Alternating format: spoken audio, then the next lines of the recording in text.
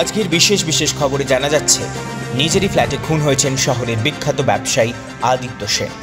জানা যাচ্ছে সেই মুহূর্তে ফ্ল্যাটে ছিলেন শুধুমাত্র দুজন, তিনি এবং তার স্ত্রী। তার স্ত্রীও গুরুতর আহত অবস্থায় ভর্তি রয়েছেন শহরেরই একটা নামকরা হাসপাতালে। ব্যবসায়িক শত্রুতা নাকি রাজনৈতিক চক্র, কার হাত রয়েছে এই খুনের পেছনে? অবশ্য দাম্পত্য কলহের সম্ভাবনাকেও উড়িয়ে দেওয়া যাচ্ছে না, কিন্তু খুনের আসল কারণ এখনও অধরা। তাই আরও জানতে শুনতে হবে বন্ধি পতঙ্গ চ্যানেলে আজকের গল্প স্মৃতির গোলকধাঁধায়।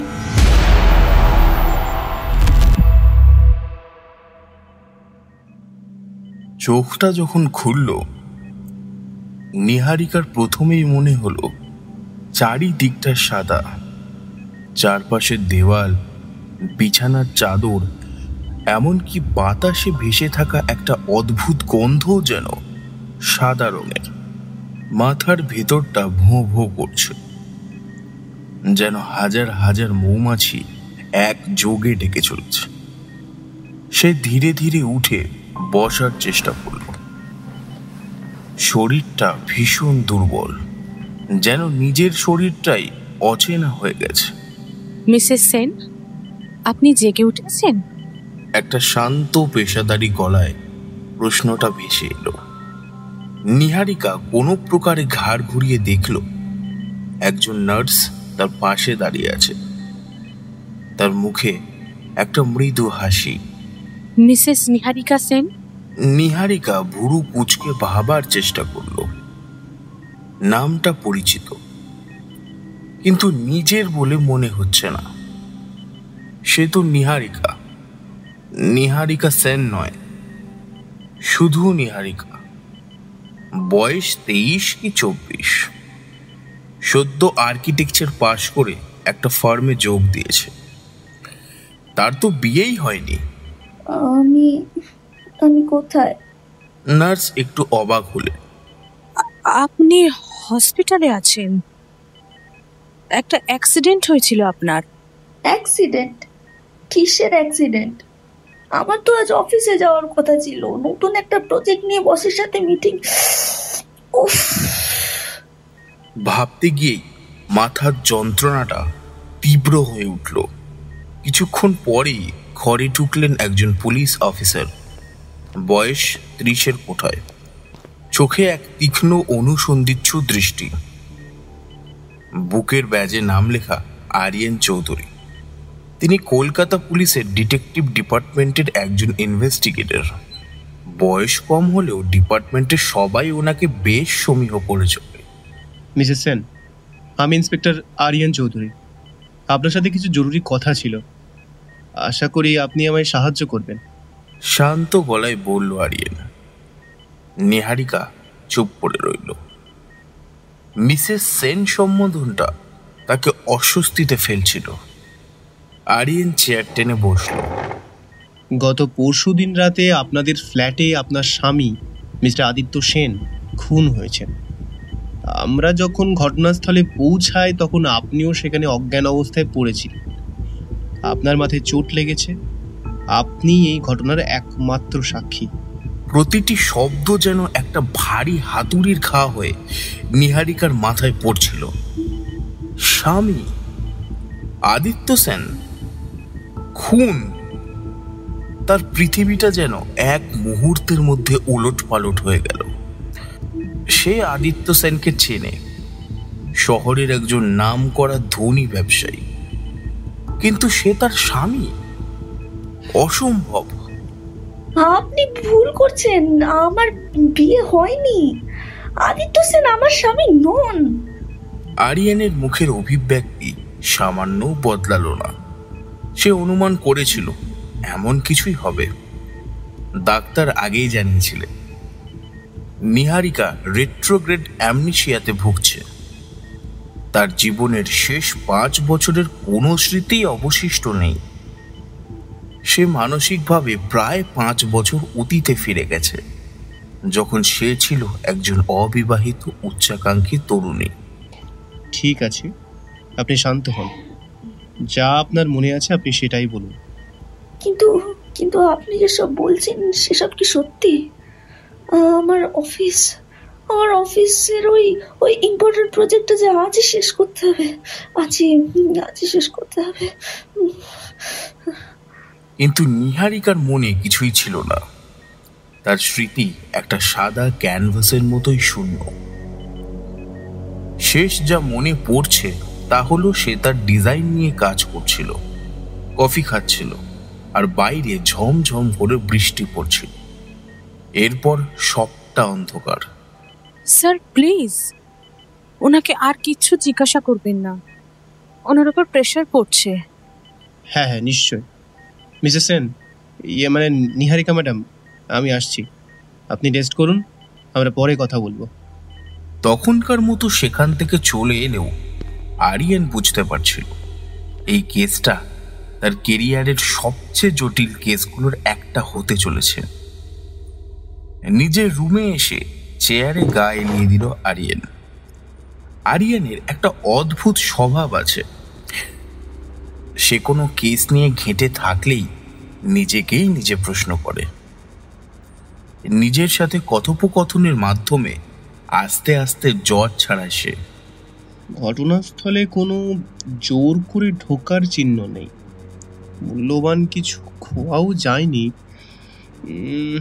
খুনটা হয়েছে ভারী পেপার ওয়েট দিয়ে মাথায় আঘাত করে। আচ্ছা, যখন আঘাত করছিল তখন কোনো রকম প্রতিরোধের চিহ্ন নেই কেন? অর্থাৎ খুনি এমন কেউ যাকে আদিত্য সেন চিনতেন এবং বিশ্বাসও করতেন। কিন্তু আদিত্য সেন একজন বিশাল বড় ব্যবসায়ী, কলকাতার কেন গোটা ভারতে তার নাম ডাক, তার পরিচিতি তো বিশাল। খড়ের গাদায় সূচ খোঁজার মতো হয়ে যাবে না? এই পয়েন্টটাই আমাকে বড় ভাবাচ্ছে আরিয়ান। এই পয়েন্টটায় একমাত্র সাক্ষী নিজেই তার জীবনের একটা বড় অংশ ভুলে গেছে। সে খুনিকে দেখেছে কিনা তা সে নিজেই জানে না। Let's look at this picture. নিহারিকার কেসটার ফাইল থেকে বড় করলো ঘটনাস্থল থেকে পাওয়া কয়েকটা ছবি। একটা ছবিতে দেখা যাচ্ছে স্টাডি রুমের টেবিলে একটা দাবার বোর্ড সাজানো। গুটি দেখে মনে হচ্ছে খেলাটা মাঝপথে থেমে গেছে। আর একটা ছবিতে নিহারিকার বড় পোর্ট্রেট, পাশের দেওয়ালে টাঙানো আদিত্য আর নিহারিকা হাসি মুখে দাঁড়িয়ে আছে। ছবির নিহারিকা কত প্রাণবন্ত, কত সুখী, আর হাসপাতালের বিছানায় শুয়ে থাকা মেয়েটার চোখে শুধুই শূন্যতা আর বিভ্রান্তি। আরিয়ানের মনে হলো সে এক অদ্ভুত গোলক ধাঁধার সামনে দাঁড়িয়ে আছে। এই গোলক ধাঁধার দেওয়ালগুলো ইট পাথরের নয়, স্মৃতির। তাকে এখন একই সাথে দুটো জিনিস খুঁজতে হবে, একজন রক্ত মাংসের খুনি আর একজন নারীর হারিয়ে যাওয়া 5টি বছর। সে ড্যাশবোর্ড থেকে আরো একটা ফাইল বের করলো। সন্দেহভাজনদের তালিকা। প্রথম তালিকায় রয়েছে আদিত্য সেনের বিজনেস পার্টনার রোহন কাপুর, প্রাক্তন প্রেমিকা কিয়ারা মিত্র, আর নিহারিকা সাইকোলজিস্ট ডক্টর শশাঙ্ক বর্মা। প্রত্যেকেই এখন তার রেডারে। কিন্তু আসল চাবিকাঠিটা রয়েছে নিহারিকার কাছেই, তার ভাঙা বিক্ষিপ্ত স্মৃতির গভীরে। আরিয়ান ঠিক করলো তাকে সেই স্মৃতির গোলক ধাঁধায় প্রবেশ করতেই হবে, কারণ সে জানে সত্যিটা সেইখানেই কোথাও লুকিয়ে আছে, একটা শূন্য ক্যানভাসের পেছনে। হাসপাতাল থেকে ছাড়া পেয়ে নিহারিকা সেই ফ্ল্যাটে ফিরে এলো যেটাকে পুলিশ তার বাড়ি বলছে, কিন্তু তার কাছে এটা একটা অচেনা বিলাসবহুল জেলখানা। প্রতিটি ঘর, প্রতিটি আসবাব, দেওয়ালে টাঙানো ছবি, সবকিছুই তার কাছে আগন্তুকের মতো। সে আয়নার সামনে দাঁড়িয়ে নিজের প্রতিবিম্ব দেখে চমকে ওঠে। এ কোন নিহারিকা? চোখের নিচে হালকা ক্লান্তির ছাপ, চেহারায় এক পরিণত বিষণ্ণতা। তার 23 বছরের চঞ্চল মুখটার সাথে এই মুখের কোনো মিল নেই। আমি কে? আমি কেন নিজেকে চিনতে পারছি না? এভাবে যে আমার আর বাঁচতে ইচ্ছে করছে না।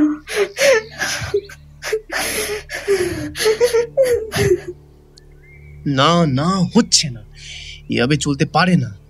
নিহারিকার অবচেতন মনের দরজাটা আমাকে খুলতেই হবে, যেভাবেই হোক। ডক্টর শশাঙ্ক বর্মার সাথে যোগাযোগটা করতেই হবে। যেমন ভাবা তেমন কাজ। ডক্টর বর্মা একজন খ্যাতনামা সাইকোলজিস্ট।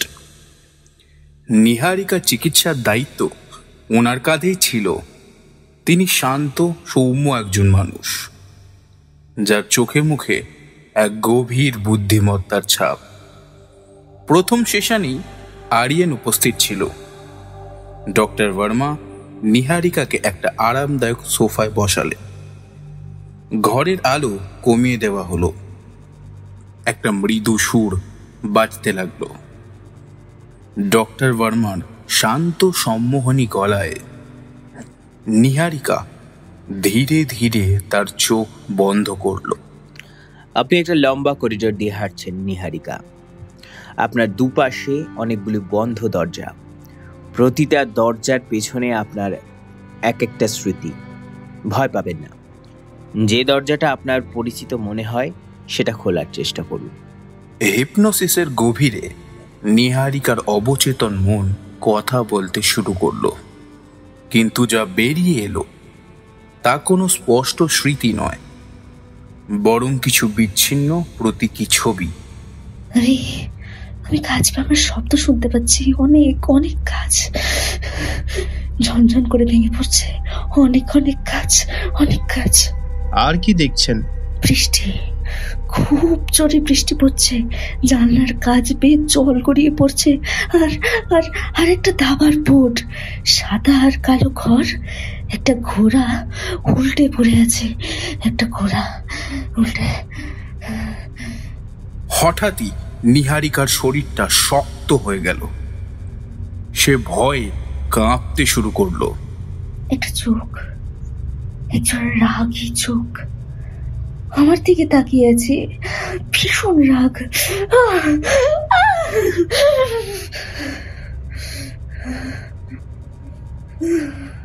সে চিৎকার করে জেগে উঠল। তার কপালে বিন্দু বিন্দু ঘাম জমেছে। Thank you for your cooperation Niharika. তুমি একটু বিশ্রাম নাও। ইন্সপেক্টর, আমরা বরং বাইরে গিয়ে কথা বলি। দুজনেই বেরিয়ে এলো রুমের বাইরে। ইন্সপেক্টর, আজকের সেশন এই অবধিই থাকুক। বুঝতেই পারছেন, জটিল ব্যাপার। ধৈর্য হারালে একেবারেই চলবে না। অনেক ধন্যবাদ আপনাকে ডাক্তারবাবু, কিন্তু ঠিক কি বুঝলেন একটু বলবেন? এই টুকরো টুকরো ছবিগুলোর মানে কি হতে পারে? ডক্টর বর্মা চশমাটা ঠিক করে বললেন, স্মৃতি যখন আঘাত পেয়ে যায় তখন এইভাবেই ফিরে আসে।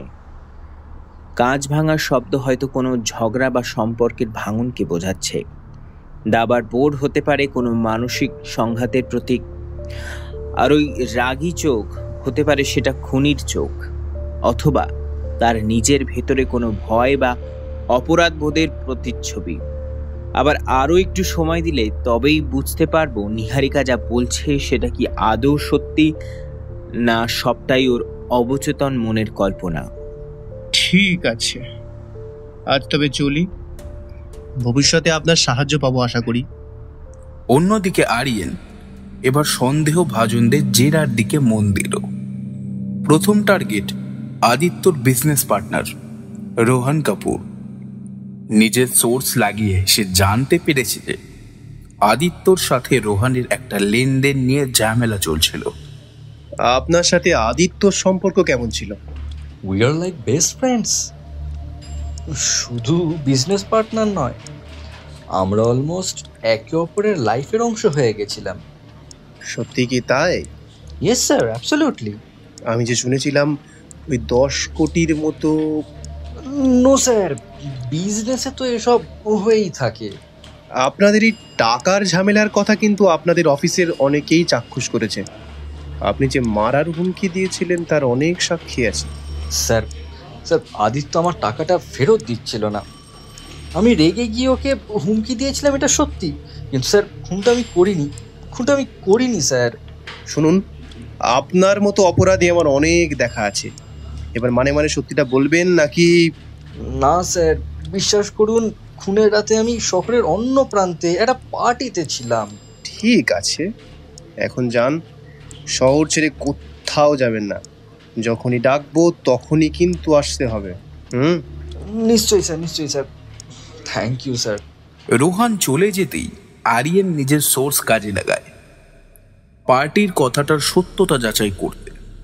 এরপর আরিয়ান দেখা করে কিয়ারা মিত্রের সাথে। সে এখন একটি আর্ট গ্যালারির মালিক, অত্যন্ত স্মার্ট, সুবেশা তন্নি। একটা ঘরে 10 জন থাকলে তার দিকে নজর পড়তে বাধ্য, কিন্তু আপাতত তার চোখে পুরনো কষ্টের ছাপ স্পষ্ট। আপনার সাথে আদিত্যর ঠিক কতদিনের সম্পর্ক ছিল? স্কুল থেকেই সম্পর্ক ছিল আমাদের, প্রায় 10-12 বছর। বন্ধুত্ব যে কখন প্রেমে পরিণত হলো সেই হিসেব আর রাখিনি। তাহলে ব্রেকআপ হলো কেন? বড় হলাম, চাকরি পেলাম, বুঝতে পারলাম দুজনের চাহিদা আলাদা, দুজনের প্রায়োরিটিসও আলাদা। যদিও আমি চেয়েছিলাম সম্পর্কটা রাখতে, কিন্তু ওর দিক থেকে তেমন সাড়া পেলাম না। শেষ পর্যন্ত সবটা শেষ হয়ে গেল। সেই রাগেই কি আদিত্যকে খুন করলেন আপনি? দেখুন ইন্সপেক্টর, আমি আদিত্যকে ভালোবেসেছিলাম, কিন্তু ও আমাকে ছেড়ে নিহারিকাকে বেছে নিল। কষ্ট পেয়েছিলাম ঠিকই, কিন্তু আমি ওর অমঙ্গল চাইনি, বরং আমি ওকে সাবধান করতে চেয়েছিলাম। আদিত্য কিছু বিপজ্জনক লোকের সাথে মিশছিল। কিরকম বিপজ্জনক লোক? আপনি কি তাদের চিনতেন? না, ঠিক চিনতাম না। আসলে বুঝতেই পারছেন, এত বড় বিজনেস সামলাতে হয়, সবটা যে সৎ পথে হয় তা তো নয়। সেখান থেকেই বেশ কিছু গুন্ডা জাতীয় লোকের সাথে আদিত্যর যোগাযোগ হয়েছিল। আচ্ছা, ব্রেকআপের পরেও কি আপনার সাথে আদিত্যর যোগাযোগ ছিল? সেটা নিয়ে নিহারিকার কোনো আপত্তি ছিল না? দেখুন, আগেও বলেছি আমি আর আদিত্য ছোটবেলার বন্ধু। প্রেম কেটে গেছে ঠিকই, কিন্তু বন্ধুত্বটা ছিল। আর নিহারিকাও জানতো আশা করি। আমরা তো আর বেআইনি কিছু করছি না। বেশ, আজ আমি উঠছি। শহর ছেড়ে কোথাও যাবেন না, বা একান্তই যাওয়ার প্রয়োজন হলে আমার পারমিশন অবশ্যই নেবেন, ঠিক আছে? দুজনের কথাই আরিয়ানের মনে আরো প্রশ্ন তৈরি করলো। অতঃপর যে কুলে ছিলাম সে কুলেই রয়ে গেলাম। মাথা খাটা আরিয়ান, মাথা খাটা। সেটাই ভাবছি। রোহনের মোটিভ পরিষ্কার, কিন্তু অ্যালিবাই জোরালো। কিয়ারার কথায় রহস্য আছে, কিন্তু খুনের কোনো প্রত্যক্ষ প্রমাণ নেই। আর তার থেকেও বড় কথা, এরা সবাই ঘুঘুমাল। বিনা প্রমাণে এদের কিছু বললে সুন্দরবন কিংবা পুরুলিয়ায় ট্রান্সফার কনফার্ম। কিন্তু ডাক্তার শশাঙ্ক বর্মা লোকটা একটু কেমন জানে? এক্স্যাক্টলি, সবচেয়ে বেশি খটকা তো লাগছে ডক্টর শশাঙ্ক বর্মাকে নিয়ে। তিনি নিহারিকার প্রতি যতটা সহানুভূতিশীল, তা একজন সাধারণ ডাক্তারের চেয়ে একটু বেশিই মনে হচ্ছে না? তিনি যেন নিহারিকাকে বাইরের জগৎ থেকে আড়াল করে রাখতে চাইছেন, কিংবা এটা ওনার চিকিৎসা পদ্ধতিও তো হতে পারে। আদতেই তিনি হয়তো পেশেন্টদের আপন করে নেন। হ্যাঁ, সেটাও সম্ভব, কিন্তু কোথাও যেন একটা বড় খটকা লাগছে।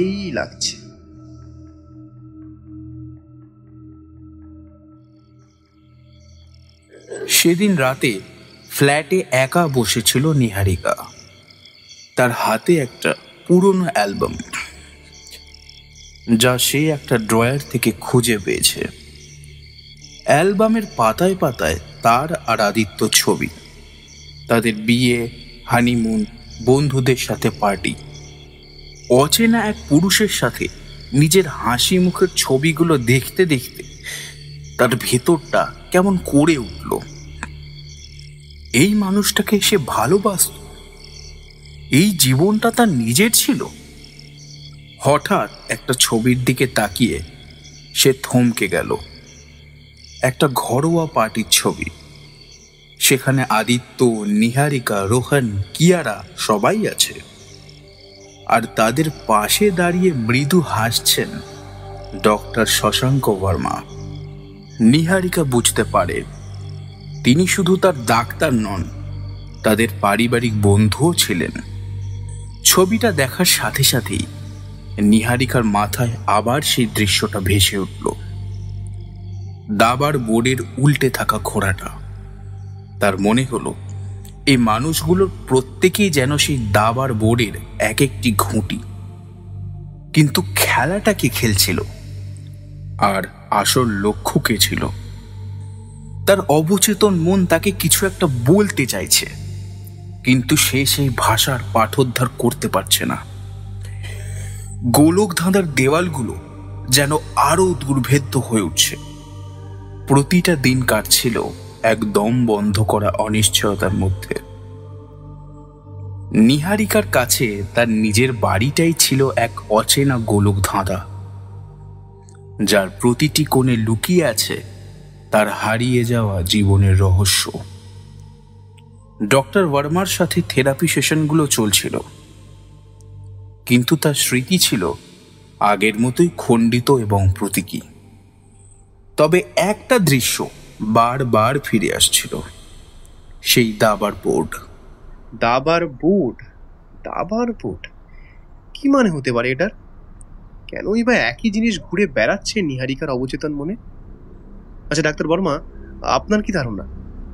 দেখুন, দাবার বোর্ড যখন পাওয়া গেছে ঘটনাস্থলে এবং ওর স্মৃতিতে বারবার দাবা আসছে, হতে পারে এই দাবা খেলার সময়টুকু নিহারিকা এনজয় করত।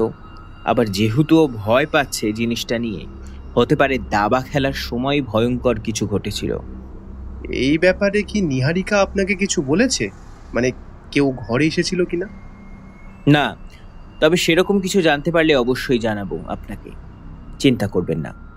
আরিয়েন বুঝতে পারছিল এই দাবার বোর্ডই হয়তো রহস্যের কেন্দ্রবিন্দু। সে আবার ফ্ল্যাটটা নতুন করে তল্লাশি করার সিদ্ধান্ত নিল।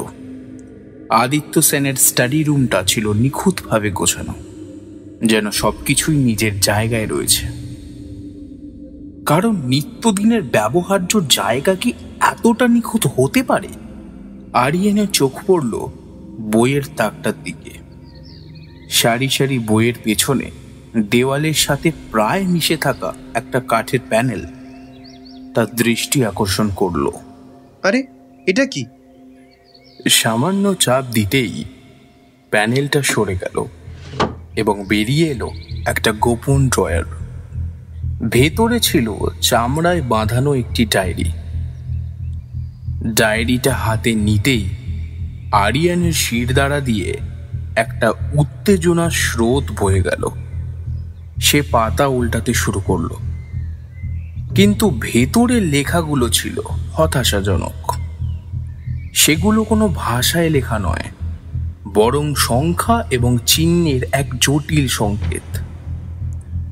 আদিত্য সেন যে শুধু একজন ব্যবসায়ী ছিলেন না, বরং অত্যন্ত বুদ্ধিমান এবং সতর্ক একজন মানুষও ছিলেন, তা স্পষ্ট বোঝা যাচ্ছিল। আরিয়েন ডায়েরিটা নিয়ে সোজা নিহারিকার কাছে গেল। ডায়েরিটা দেখা মাত্রই নিহারিকার চোখ দুটো বড় বড় হয়ে গেল। তার মাথাটা ঘুরে উঠল, যেন স্মৃতির কোনো বন্ধ দরজা এক ছটকায় খুলে গেছে। এই ডায়েরিটা কি আগে কখনো দেখেছেন ম্যাডাম? আদিত্য আদিত্য দিয়েছে এটা আমায়। খুনের রাতে আমরা দাবা খেলছিলাম। ও খুব চিন্তিত ছিল, ও বলেছিল। নিহারিকা, আমি একটা ভুল করে ফেলেছি, খুব বড় ভুল। যদি আমার কিছু হয়ে যায়, এই ডায়েরিটা তোমায় পথ দেখাবে। এটাতে সব লেখা আছে। যা, তোমার আবার কি হবে? আমি আছি না। না না নিহারিকা, তুমি বুঝতে পারছো না, আমার বড় বিপদ। জানি না তোমাকে বাঁচাতে পারবো কিনা। শুধু জেনে রেখো, আমি তোমাকে ভালোবাসি। আর এই ডায়েরিটা সাবধানে রাখো। এই প্রথম নিহারিকার মুখ থেকে একটা স্পষ্ট এবং দীর্ঘ স্মৃতি বেরিয়ে এলো। আরিয়ান বুঝতে পারল সে ঠিক পথেই এগোচ্ছে। এই ডায়েরির পাঠোদ্ধার করতে পারলেই রহস্যের জট খুলবে। সেদিন রাতেই আরিয়ান তার ডিপার্টমেন্টের সেরা কোড ব্রেকারের সাথে যোগাযোগ করল। তারা দুজনে মিলে ডায়েরির সংকেত ভাঙার কাজে লেগে গেল। অন্যদিকে নিহারিকার মানসিক অবস্থা আরও জটিল হচ্ছিল। তার স্মৃতিতে এখন প্রায়ই এক ছায়ামূর্তির আনাগোনা শুরু হয়েছে। একটা লম্বা আবছা অবয়ব, যার মুখটা কুয়াশার মতো ঝাপসা। এই ছায়ামূর্তি তাকে অনুসরণ করছে, তার দিকে এগিয়ে আসছে। নিহারিকা ভয় কুঁকড়ে যাচ্ছিল। তার মনে হচ্ছিল এই ছায়া মূর্তিটাই হয়তো খুনি, নাকি এই ছায়া মূর্তিটা সে নিজেই।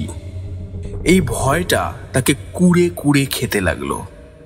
খুনের রাতে ফ্ল্যাটে সে আর আদিত্য ছাড়া আর কেউ ছিল না। পুলিশ জোর করে ঢোকার কোনো প্রমাণও পায়নি।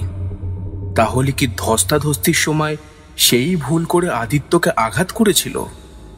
তার স্মৃতিভ্রংশ কি এই ভয়ঙ্কর সত্যিটাকে ঢাকার জন্য তার মনেরই এক আত্মরক্ষার কৌশল? এই ভাবনাটা তাকে প্রায় পাগল করে তুলেছিল। ইন্সপেক্টর, আমার মনে হচ্ছে আমি খুনি, আমি আদিত্যকে খুন করেছি।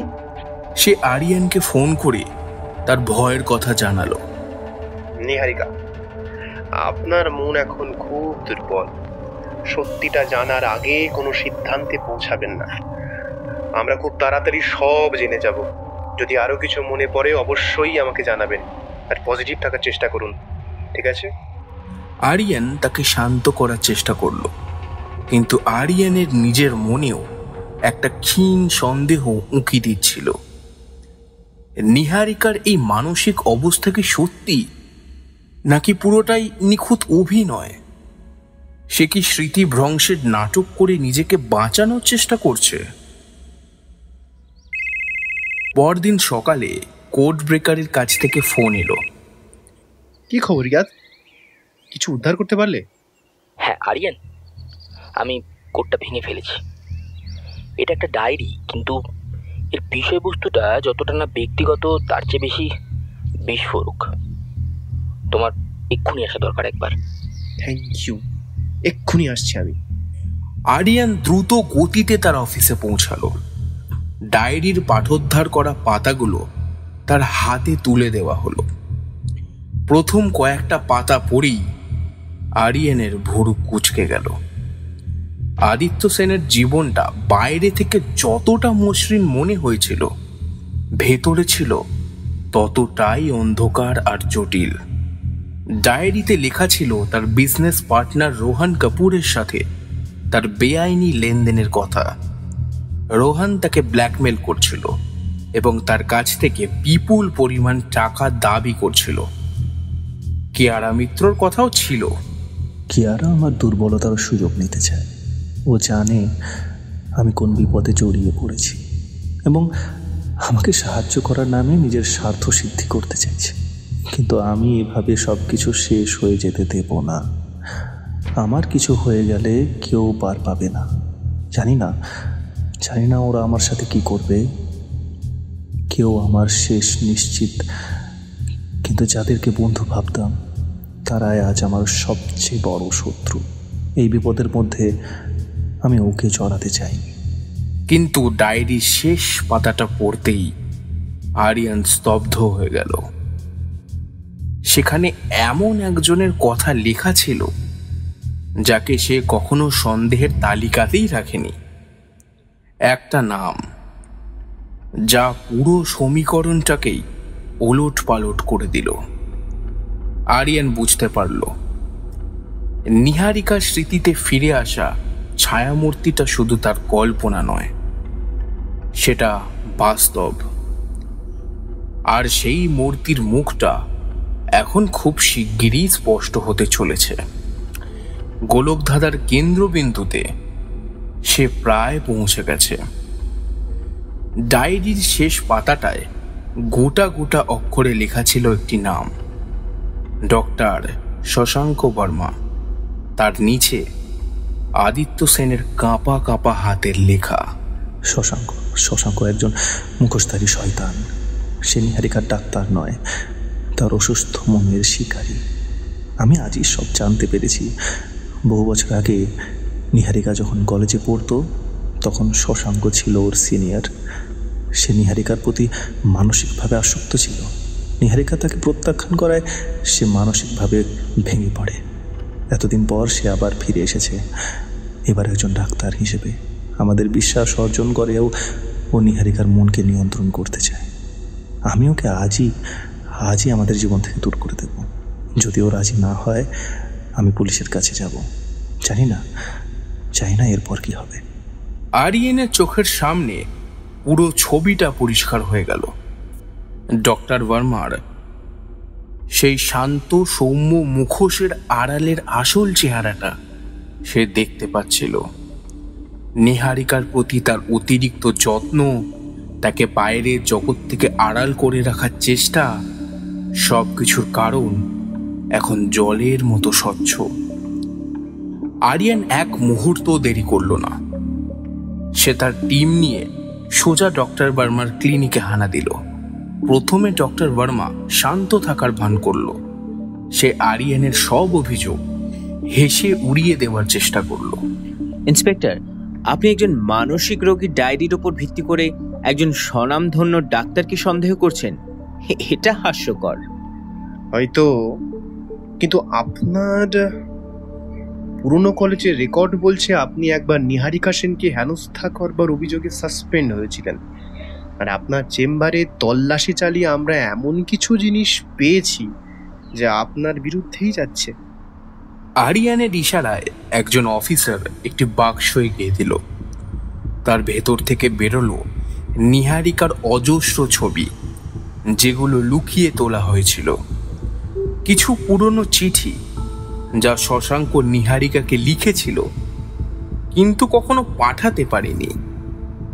আর সবচেয়ে ভয়ঙ্কর প্রমাণটা ছিল একটা ছোট্ট শিশি। তাতে ছিল এক বিশেষ ধরনের ড্রাগ, যা সাময়িকভাবে স্মৃতিকে দুর্বল করে দিতে পারে। খুনের রাতে আদিত্য সেন আপনাকে তার জীবন থেকে সরে যেতে বলেছিল, কিন্তু আপনি আপনার বহু বছরের আসক্তিকে এত সহজে ছাড়তে রাজি ছিলেন না। আপনাদের মধ্যে ধস্তাধস্তি হয় এবং আপনি পেপার ওয়েট দিয়ে তার মাথায় আঘাত করেন। নিহারিকা সেই দৃশ্য দেখে ফেলে, আপনিও তাকে আক্রমণ করেন, কিন্তু তাকে খুন না করে তার মাথায় এমনভাবে আঘাত করেন যাতে তার স্মৃতি নষ্ট হয়ে যায়। এরপর আপনি তার চিকিৎসার দায়িত্ব নেন, যাতে সত্যিটা চিরদিনের জন্য চাপা থাকে এবং নিহারিকা সারা জীবনের জন্য আপনার নিয়ন্ত্রণে চলে আসে। আপনার প্ল্যানটা ছিল নিখুঁত ডক্টর। শুধু আদিত্যর ওই ডায়েরিটার কথা আপনি জানতেন না। প্রতিটি শব্দের সাথে সাথে ডক্টর বর্মার মুখের শান্ত ভাবটা মিলিয়ে যাচ্ছিল। তার চোখ দুটোয় ফুটে উঠছিল সেই তীব্র রাগ যা নিহারিকা তার ভাঙা স্মৃতিতে দেখেছিল। শেষ পর্যন্ত সে ভেঙে পড়ল। আমি নিহারিকাকে ভালোবাসতাম, সেই প্রথম যেদিন ওকে দেখেছিলাম ঠিক সেদিন থেকে। তারপর কলেজে যখন সাসপেন্ড হলাম তখন থেকেই ভেবে রেখেছিলাম নিহারিকা শুধু আমার। ওই কলেজ ছেড়ে বাবার সোর্সে ভর্তি হলাম বিদেশের এক মেডিকেল কলেজে। সেখান থেকে পাশ করতে দেশে ফিরেই শুনি নিহারিকার বিয়ে করে ফেলেছে। ওর সুখের সংসার দেখে রাগ মাথায় চড়ে গেল। ততদিন আমার মুখের আদব কায়দার সবকিছুরই পরিবর্তন হয়েছে।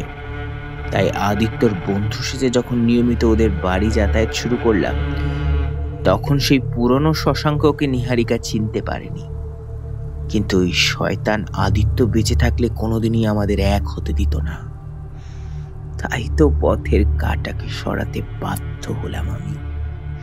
কিন্তু নিহারিকা, আমি যে ওকে বড্ড ভালোবাসি। নিহারিকা। ভালোবাসলে যে ছাড়তে জানতে হয় ডাক্তার, আপনি ভালোবাসতেন না। এসব শুধুই আপনার জেদের মিথ্যে আস্ফালন। এই, কে আছো? ওনাকে নিয়ে যাও। দুজন কনস্টেবল এসে হাতে হাত কড়া পরিয়ে নিয়ে গেল শহরের এক স্বনামধন্য মনোবিদকে। কয়েক সপ্তাহ পর নিহারিকা এখন অনেকটাই সুস্থ। ড্রাগটা বন্ধ করতেই তার মধ্যে অনেকটা উন্নতি দেখা গেছে। তার শেষ 5 বছরের স্মৃতি পুরোপুরি ফিরে আসেনি, কিন্তু সে আর অতীতের গোলক ধাঁধায় আটকে নেই। সে তার বর্তমানকে মেনে নিয়েছে। আদিত্যর সাথে তার সম্পর্কের টুকরো টুকরো ভালো স্মৃতিগুলো এখন আর তাকে কষ্ট দেয় না, বরং এক ধরনের শক্তি যোগায়। সেদিন বিকেলে সে তার ফ্ল্যাটের বারান্দায় দাঁড়িয়েছিল। আরিয়ান তার সাথে দেখা করতে এসেছিল। আমার স্মৃতি কি কখনো পুরোপুরি ফিরবে? ডাক্তাররা বলছেন ফিরতেও পারে, আবার নাও পারে, কিন্তু যা হারিয়ে গেছে তা নিয়ে ভাবার চেয়ে যা আপনার সামনে আছে সেটাকে নিয়ে বাঁচাটাই হয়তো বেশি জরুরি। হ্যাঁ, আপনি ঠিকই বলেছেন। আমি আর পেছনের দিকে তাকাতে চাই না। আমি নতুন করে শুরু করতে চাই। কয়েকটা জব ইন্টারভিউ আছে সামনের সপ্তাহ থেকে, তারই প্রস্তুতি শুরু করেছি। সে তার পুরনো আর্কিটেকচারের স্কেচবুকটা আবার বের করেছে। শূন্য ক্যানভাসে নতুন করে নকশা আঁকতে শুরু করেছে। আজ আসছি নিহারিকা ম্যাডাম, সাবধানে থাকবেন, আর দরকার পড়লে অবশ্যই এই অদমকে একবার মনে করবেন, কেমন? বেশ, ভালো থাকবেন। আরিয়ান চলে যাওয়ার আগে শেষবারের মতো ফ্ল্যাটটির দিকে তাকালো। যে বাড়িটা একদিন ছিল রহস্য, ভয় আর ষড়যন্ত্রের কেন্দ্র, আজ সেখানে এক অদ্ভুত শান্তি বিরাজ করছে। কেসটা সমাধান হয়ে গেছে। অ্যাজ ইউজুয়াল কাজের জায়গায় এখন আরিয়ানের জয় জয়কার, কিন্তু তার মনটা বড্ড উচাটন। তাকে ঘিরে এত উত্তেজনা, সেলিব্রেশন, অথচ তার যেন সেদিকে মন নেই। আসলে এই কেসটা আরিয়ানের মনে একটা গভীর ছাপ রেখে গেছে। সে শিখেছে মানুষের মন এক আশ্চর্য জগৎ। এই জগতের কোনো বাঁধা ধরা নিয়ম নেই। এখানে স্মৃতি যেমন সত্যি তৈরি করতে পারে, তেমনই স্মৃতিহীনতাও এক নতুন সত্যির জন্ম দিতে পারে। নিহারিকার জীবনটা ছিল একটা গোলক ধাঁধা। সে হয়তো তার কেন্দ্রবিন্দুতে পৌঁছাতে পারেনি, কিন্তু সে সেই গোলক ধাঁধা থেকে বেরিয়ে আসার একটা নতুন পথ খুঁজে পেয়েছে।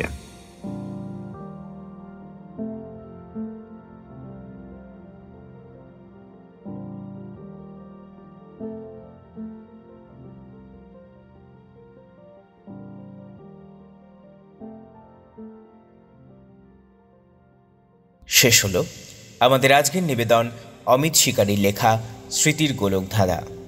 কণ্ঠে যারা প্রাণ দিয়েছেন, গল্পের সূত্রধার শুভম মিত্র, গল্প পাঠে রাহুল অধিকারী, নার্সের চরিত্রে মিকা ভট্টাচার্য, নিহারিকার চরিত্রে ঈশানী দে, আরিয়ানের চরিত্রে অচ্যুতা সাহা, ডাক্তারের চরিত্রে শুভম মিত্র, রোহানের চরিত্রে সৌমাদিত্য রায়, কিয়ারার চরিত্রে প্রিয়াঙ্কা হোর, আদিত্যের চরিত্রে সুরজিৎ, রিয়াধের চরিত্রে Rahul Das, script writing Adrija Bandyopadhyay, poster design Piyali Chatterjee Mallick, শব্দগ্রহণ ও আবহে শুভজিৎ বটব্যাল, সমগ্র পরিকল্পনা ও পরিচালনায় সম্রাট রায়।